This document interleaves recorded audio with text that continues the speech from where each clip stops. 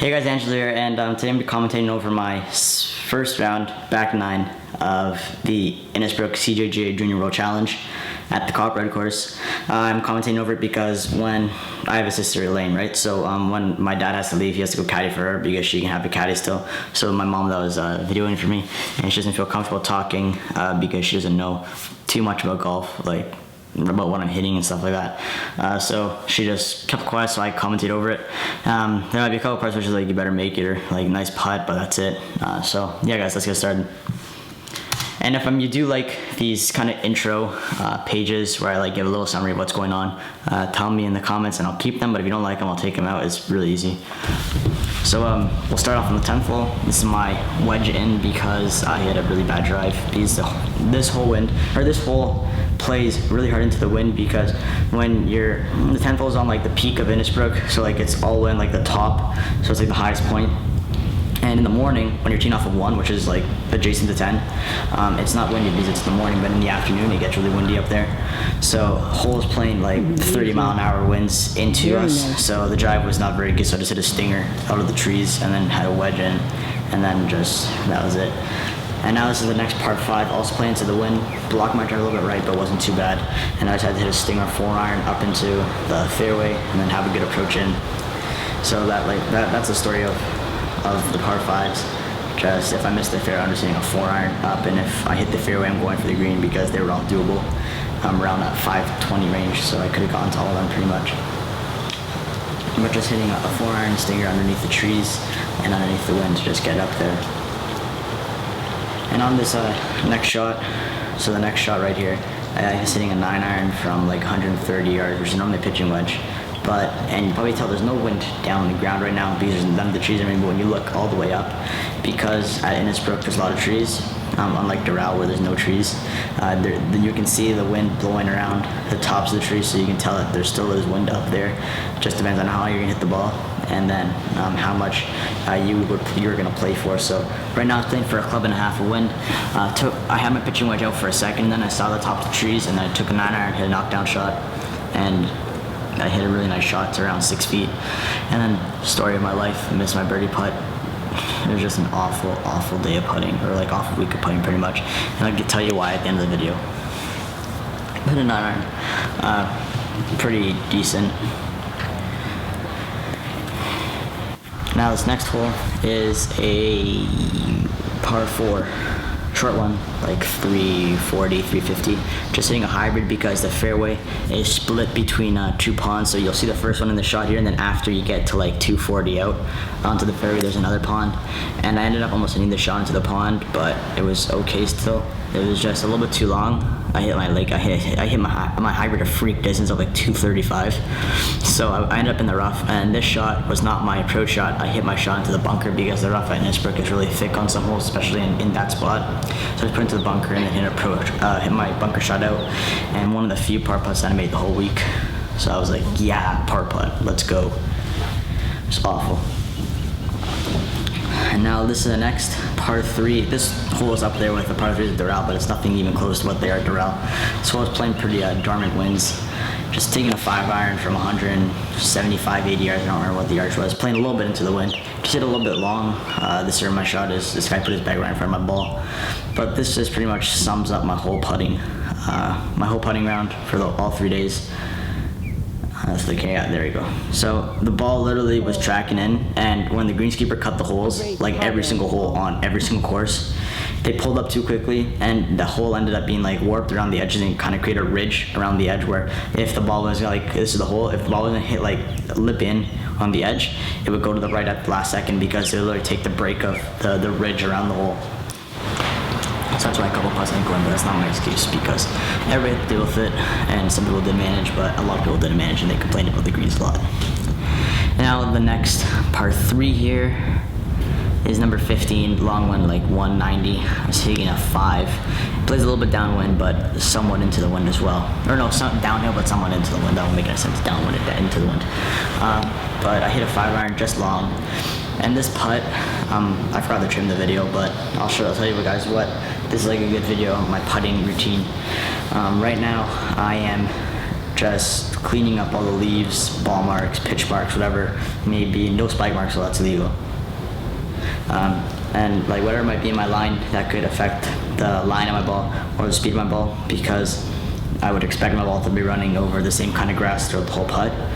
So I gotta make sure that everything's in place. Now I'm stepping back from the hole around 4 paces every single time. So 1, 2, 3, 4, and then like a half one, so 5 for 4.5. And I'm just feeling the distance as I walk back to the putt, so I just add a little bit more every single time. That's how I've been putting lately for like a year, because I really struggle with like standing by the hole and like looking at it and saying, okay, that's how far I need to hit it. I can do it on the practice green, can't do it on like the real course though, so I just pace it off, feel it, intermediate steps, and then I find that I can hit a lot better, because then I can feel the line or the speed. Okay. But like on the shorter putts, so like say it's 15 feet, I know what my 5-foot putt feels like, I know what my 10-foot putt feels like, so obviously the 10-foot putt plus a little extra is going to be 15 feet, and then so on. And throughout the day I'll get a better feel for the greens, and then I'll be able to putt them even better on the longer ones throughout the day. But if I had a short putt on the first, or like a long putt on the first round, it might not be as good as a long putt on the 18th hole or 17th hole or 16th hole, because I've been feeling the greens for a lot longer. But here I'm just getting ready to hit my putt. I lined up the ball. I just like having a really distinct target line throughout everything in my game. I'll line up my ball on the tee to exactly like a tree, a branch, whatever it may be. I'll line up the ball on par 3s on the tee, so right at the pin, just like, and I'll tell you guys why I also line up the ball at the end of the video. I hope I remember to tell you all this stuff at the end of the video as well. But I hit a really good putt to like, what is that? Like 3 feet, just left of it, and I don't know what happened here. I think I'm just gonna finish it up. Let me see here. If you're wondering, I'm watching this in my video editing software, Final Cut Pro, so that's why. The first time I did it when I was in Innsbruck commentating for Doral, I actually exported the video, commented over it. So this one's still not completely trimmed, but I think I'll just leave it like this because my voice can be over I'm it. videotaping my son. Yeah, so just about 3 feet, just finishing it up. Birdie shot in. Oh, is it? Oh, wonderful. Yeah, so made par there. That was the story of the week. Just 2 putt for par, 2 putt for bogey. There were like no birdies, no pars, like no par saves, no birdie putts. And then it's the first one, the snake trap, number 16. And I'll warn you guys, on number 17 tee shot, the camera died throughout the whole round, or like for the rest of the round, because I only have 2 batteries. And I'll tell you guys why on 17. So I hit a good shot, and that was just my phone that I was looking at.